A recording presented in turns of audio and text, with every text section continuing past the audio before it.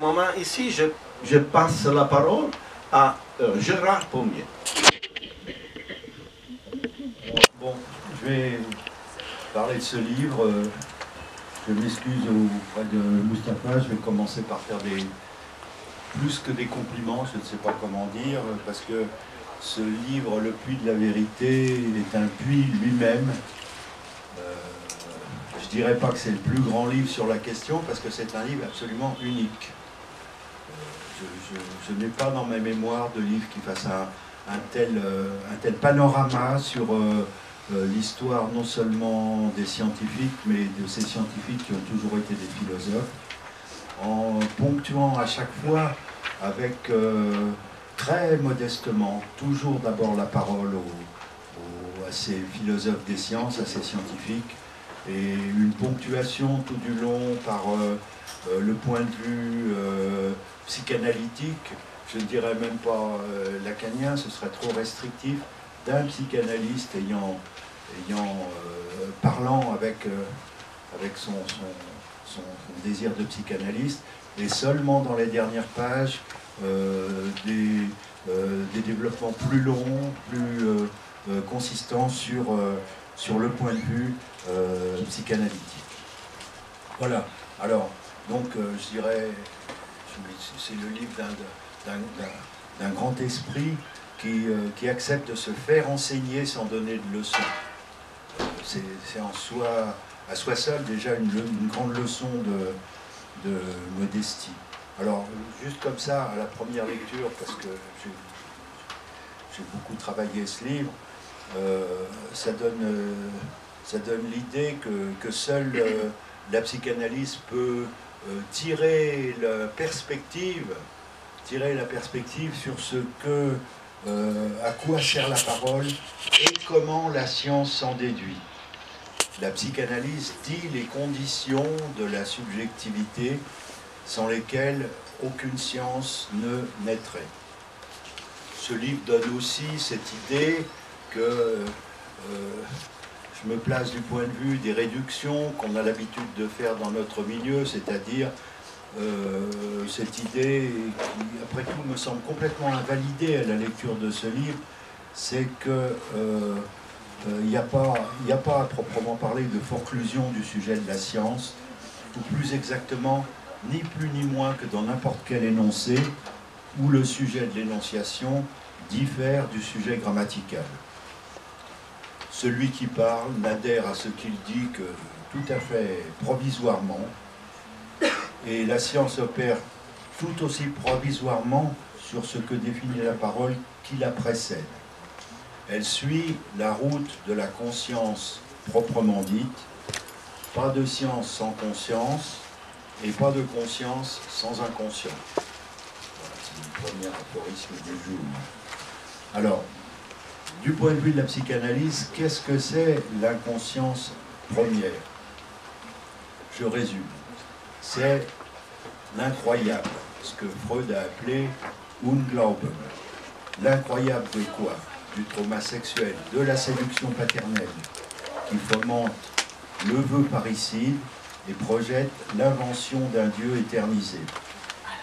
C'est contre lui que le scientifique entre en lutte, si l'on en croit Einstein. Je donnerai tout à l'heure toutes les citations de Einstein qui le montrent très bien. Il y a dans le mouvement originaire de la naissance subjective une sorte de recoupement entre psychanalyse et science. Le savoir s'obtient toujours en physique comme ailleurs, comme une réponse à une question précise qui est formulée pour ne pas savoir la vérité que la psychanalyse met en relief. Parce qu'on parle toujours du rapport savoir-vérité, il faut bien voir que le savoir occulte la vérité, qu'il y a un rapport qui n'est pas un rapport comme ça de contiguïté. Voilà. Alors, nous parlons à partir de la force de la loi, c'est-à-dire, en quelques mots résumés, le parricide et son motif sexuel, dont nous voulons méconnaître la vérité, et c'est de cette méconnaissance que découlent les arguments justificatifs et finalement les mises en équation. Alors, ce livre, il expose vraiment longuement, de manière détaillée et précise, les théories d'un grand nombre de scientifiques depuis l'Antiquité, et leurs découvertes furent toujours conjointes à une philosophie des sciences. Le livre réfléchit sur le rapport, je viens de le dire, du savoir et de la vérité, car quelle est cette vérité? C'est au fond une première question. Quelle est cette vérité, sinon ce qui est en fuite d'elle-même et cherche justement à savoir pour oublier ce que la vérité montre? C'est une question au fond. Pour le dire autrement, c'est cette vérité qui est en marche. Je vais employer une image pour mieux me faire comprendre. C'est cette vérité qui est en marche depuis que la pomme du savoir a été croquée en Éden et qui a fait de nous des marcheurs infatigables, obsédés par l'oubli de la vérité. La vérité est cet oubli, c'est-à-dire la vérité sexuelle d'Éden qui fut l'enfer du mariage avec Dieu. D'un mariage avec Dieu, d'une alliance, comme dit la Torah, dont Ève a délivré. C'est elle qui a tendu la pomme du savoir. Alors, très modestement, je l'ai déjà dit, c'est seulement après avoir exposé les réflexions de différents philosophes que Mustapha Safwan donne le point de vue de la psychanalyse et quelque chose que Lacan a répété plusieurs fois, que le sujet de la science était le même que le sujet de la psychanalyse. Alors, le réel qui est tout de suite mis en avant dès la quatrième de couverture, c'est aussi bien celui de la science que celui de la psychanalyse, et il délimite à la condition de ce rapport inversé science et vérité que j'ai interrogé, le moteur, un moteur qui serait non pas en avant, nous ne sommes pas tractés par la soif de vérité, pas du tout, mais ce qui est à l'origine de la parole, qui fait la conjonction originaire de la science et de la psychanalyse. Alors l'avant-propos du livre lui-même mériterait, je crois, même à elle seule, rien que l'avant-propos, mériterait toute une journée de discussion. J'isole la deuxième phrase de cet avant-propos. Il y est écrit, je cite, « Le langage n'est pas fait pour désigner les choses. » Tout de suite, on est devant le problème de fond. Je continue de citer. « Les choses viennent au jour de l'être avec leur cortège de relations multiples et s'objectivent au regard d'un sujet érigé en sujet de la connaissance qui ne voit le particulier, un arbre, que sous l'angle de la substantion sous l'universel, l'arbre. » Cette citation, je trouve, a une énorme résonance. Est-ce que nous nommons une chose parce qu'on nous a appris qu'elle s'appelle comme ça? Comment passons-nous du particulier à l'universel? Comment se fait-il qu'un enfant range presque tout de suite les arbres particuliers sous le concept général de l'arbre? Tout se passe comme si le concept venait en premier, ou même tout seul, car un enfant est capable de nommer les choses qui ne se voient pas et qu'il est le seul à voir. Alors, ce livre donne à chaque fois aussi, je l'ai dit, des perspectives de philosophes scientifiques. Il y a par exemple cette citation de John Locke, qui correspond tout à fait à ce que je suis en train d'isoler pour commencer.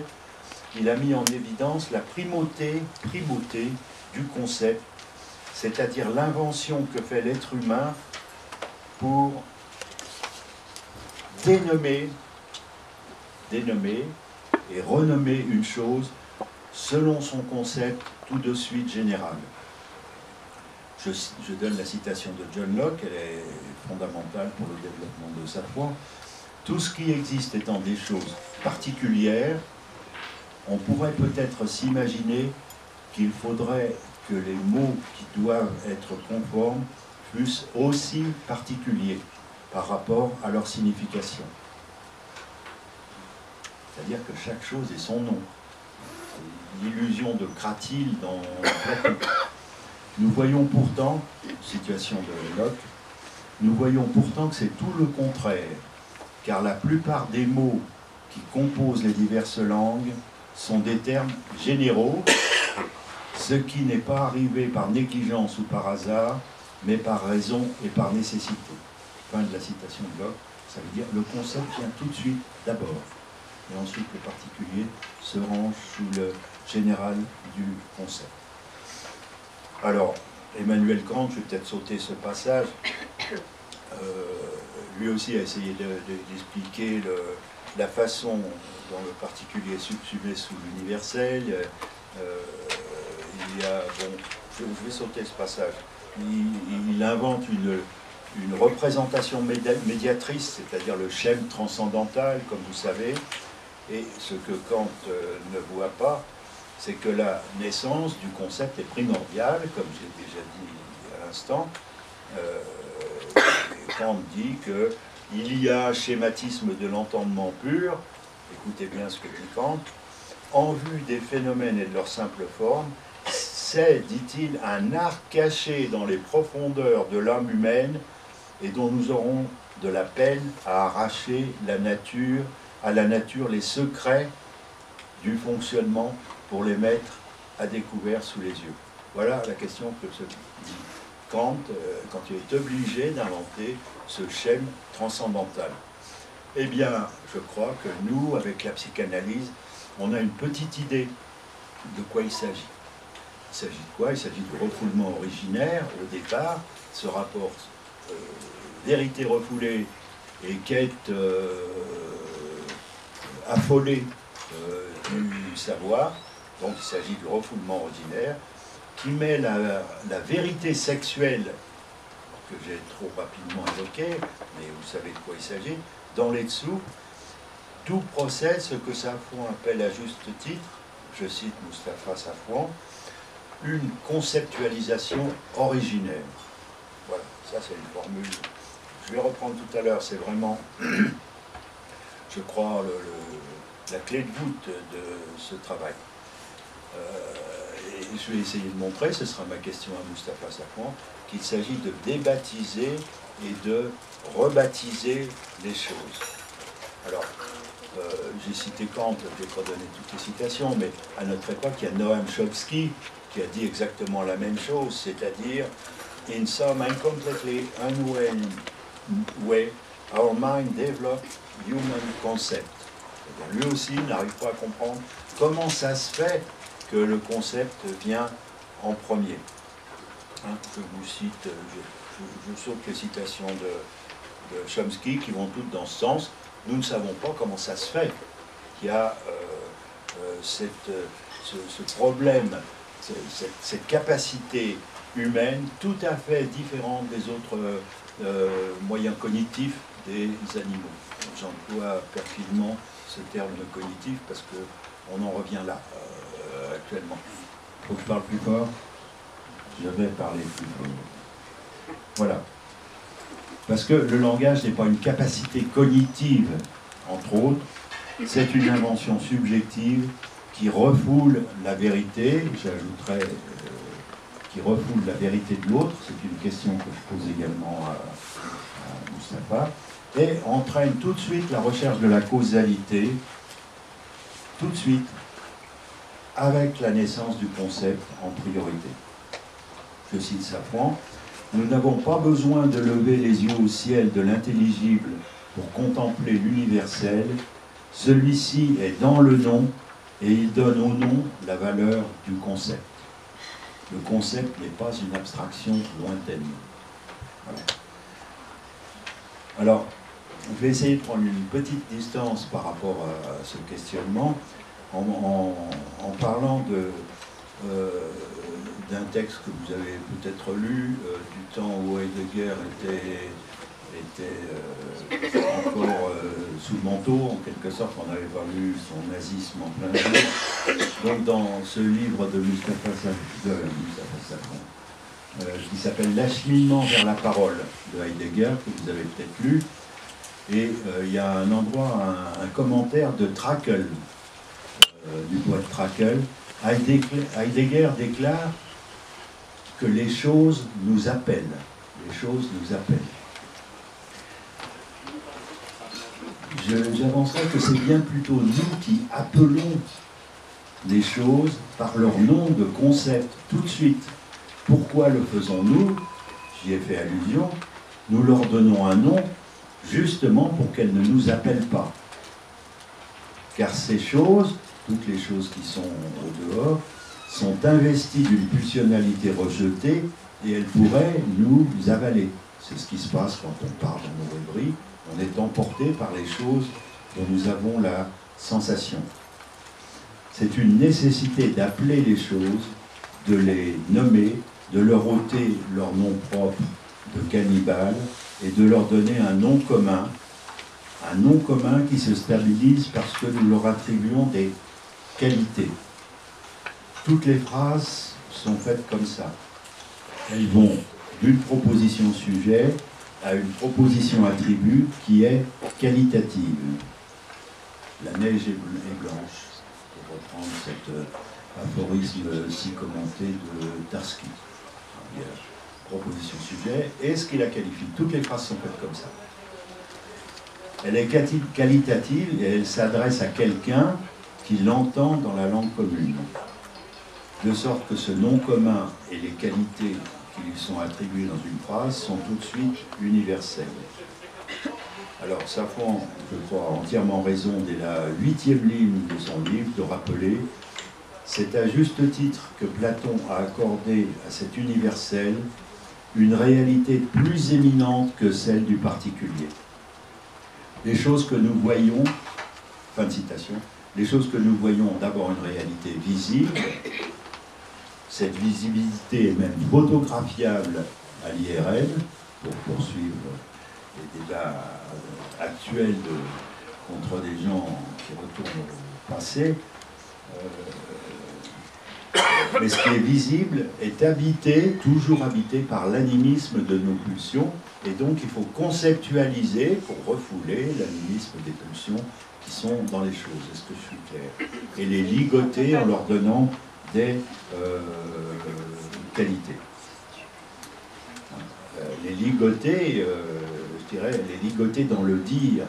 Et Freud a employé une expression formidable pour parler de ce ligotage dans le dire. Il a parlé du refoulement proprement dit. Le refoulement secondaire, c'est un refoulement proprement dit. On ne peut pas mieux exprimer le fait que c'est le dire qui à chaque fois nous suspend dans la parole. Nous sommes suspendus dans une parole perpétuellement en course. Alors, je vais essayer de sauter pour donner la parole à Moustapha. Voilà. Quel est le but de cette parole? C'est d'arriver à faire une égalité entre la principale et la qualitative. Ceci et cela. La neige est blanche. Mais évidemment, la parole n'y arrive pas parce que le deuxième terme de la phrase est plus petit que le premier. Il est qualitatif seulement. On a toujours cette idée d'une concaténation égale des signifiants S1, S2. Pas du tout. S2 est plus petit que S1. Il rate son coup pour définir la chose en soi. Parce que la chose en soi n'est pas seulement dans la chose, elle est dans le mot qui la désigne. D'où la cascade permanente de la pensée, la façon de foncer en avant de la pensée.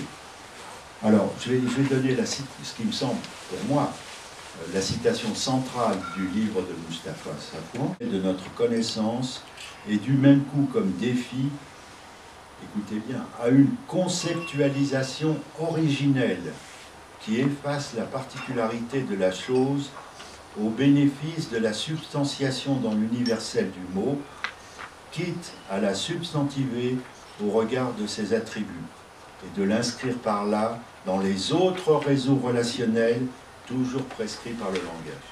Voilà, ça me semble extraordinaire cet emploi de conceptualisation primitive qui fait parfaitement écho au refoulement originaire, au refoulement primitif, en effet.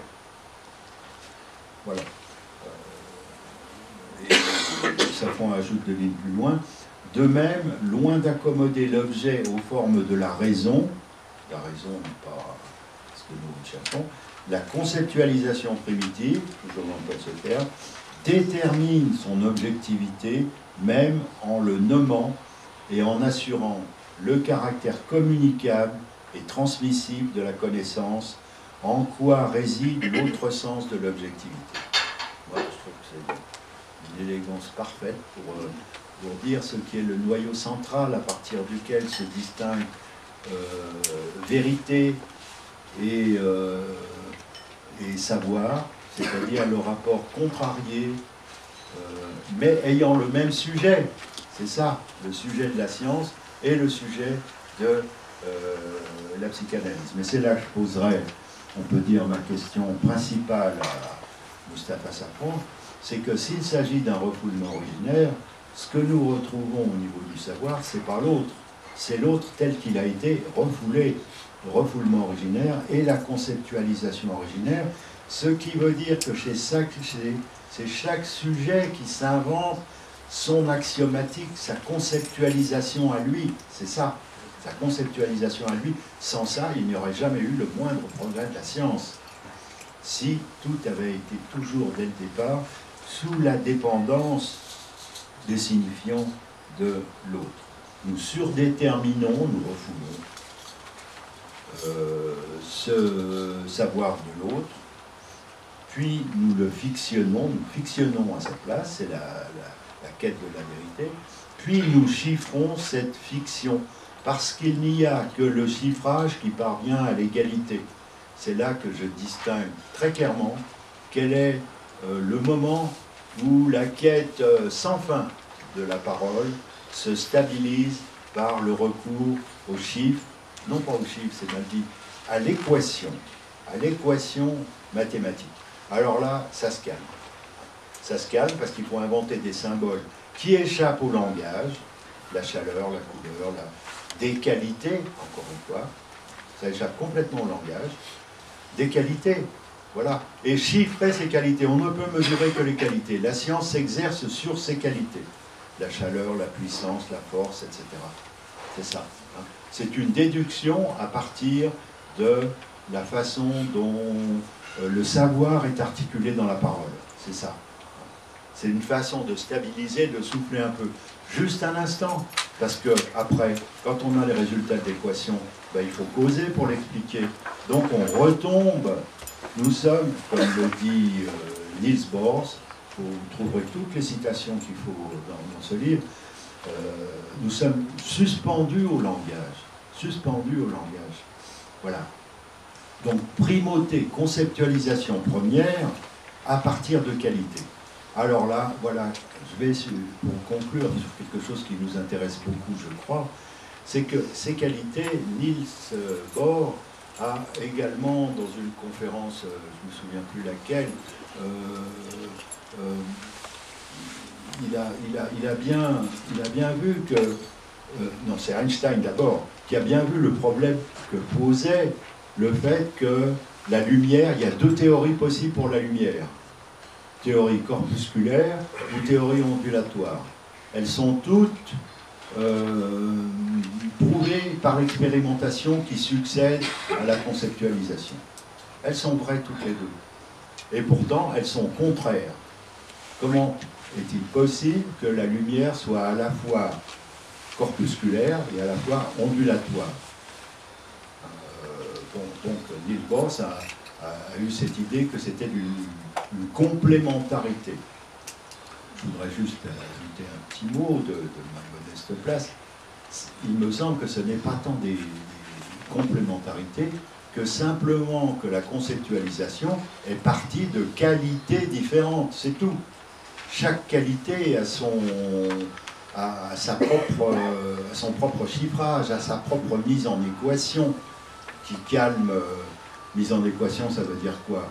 Que les chiffres, dans le monde des chiffres, il n'y a pas de rapport sexuel, c'est quand même soulageant, il faut bien remarquer. Voilà, on sort de l'enfer d'Éden, parce que Éden, c'était pas un paradis, c'était l'enfer de l'alliance avec Dieu. Donc c'est vraiment un paradis, que celui des équations, c'est pas les chiffrages, c'est les équations. C'est le concept qui se stabilise, c'est ça, le concept qui se stabilise dans une équation, qui arrête de fuir indéfiniment. Voilà. Donc, au fond, ce que nous apprend Niels Bohr, c'est quoi? C'est qu'il peut y avoir des qualités différentes qui ont chacune leur conceptualisation propre et qui sont à chaque fois vraies. Alors, quelle leçon pour la psychanalyse? Vraiment intéressant. C'est que selon les qualités auxquelles nous nous intéressons, eh bien, les théories de Winnicott qui s'attachent à certaines qualités sont vraies. Les qualités de Lacan qui s'attachent à d'autres qualités sont vraies également, etc. Bion aussi, qui à certains égards paraît un peu timbré, ben non, pas du tout. Je veux dire, il s'attache à des qualités spécifiques. De la même façon que la théorie corpusculaire et la théorie ondulatoire sont vraies. Alors, tout ce qu'on peut dire comme leçon pour la psychanalyse, c'est est-ce qu'on peut faire distinguer dans toutes ces théories, la théorie comme son nom, son étymologie grecque l'indique, c'est ce qui suit l'invention illuminée du concept qui sert à quoi? Qui sert à distinguer une certaine qualité. C'est-à-dire de comprendre que c'est à partir de là qu'on va chiffrer et faire des équations.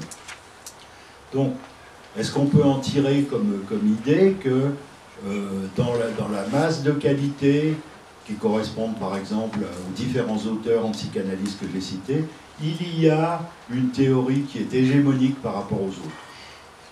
Il me semble que la théorie de Freud est hégémonique par rapport aux autres, dont les autres ne sont que des sous-ensembles. Par exemple, la conception du fantasme de Lacan, absolument distincte de celle de Freud, il ne faut pas raconter d'histoire, où les points centraux de l'enseignement de Lacan qui cherche à élucider les psychoses, fondamentalement, on peut le prendre, même la thématisation RSI correspond à un tracas de la psychose, eh bien, savoir si, c'est en tout cas ce que je pense pour le moment, ce ne sont pas des sous-ensembles, même chose pour Winnicott, même chose pour Bion, de ce qui est subsumable par l'énorme foisonnement de questions qu'a posé Freud. Voilà. Bon. Alors, comme nous avons le privilège d'avoir avec lui Mustafa Safwan,